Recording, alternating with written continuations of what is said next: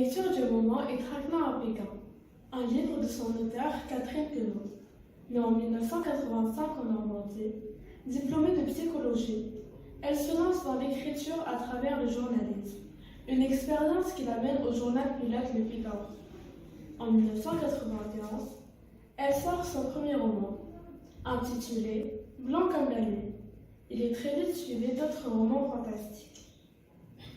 Traquenard à Pékin est l'un des romans de la série Compagnon de la peur.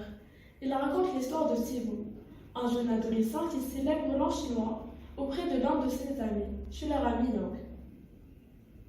Il découvre que le père de celui-ci adore créer des machines étranges, ce qui pique la curiosité de Yang et de ses amis, qui décident d'aller voir une des machines à remonter le temps.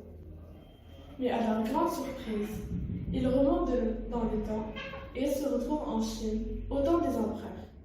J'ai trouvé l'histoire assez intéressante, intrigante et parfaitement dosée en termes de suspense.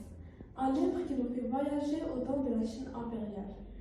Le livre est captivant, les personnages sont drôles et amusants, et l'intrigue est bien ficelée, ce qui rend l'ambiance du roman à la fois lugubre et extraordinaire. Je recommande vivement ce roman aux lecteurs et aux amateurs de sensations fortes. Bonne lecture. Mon roman s'intitule Succession ouverte de son auteur Driss Chahli, qui est un auteur marocain d'expression française. Il fréquente l'école coranique dès son plus jeune âge. En 1950, il obtient son diplôme d'ingénieur, puis se tourne vers la littérature et le journalisme. Né en 1926 à Egelida, il s'éteint en 2007 à Crest, en France. Le livre Succession ouverte raconte l'histoire du personnage de Driss Chahli, installé en France et qui a quitté sa famille marocaine au début des années 60, à cause du télégramme annonçant le décès de son père. Le père qui l'a fui, il est donc question de peur et de volonté d'indépendance.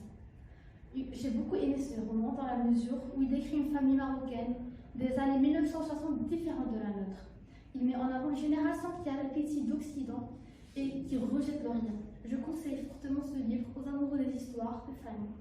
Notre pièce théâtrale L'Avare met en scène le personnage d'Harpagan qui, rongé par l'avarice, devient un monstre prêt à renier et déshériter son fils, à envoyer sa fille dans un couvent et la faire subir à ses domestiques les pires supplices.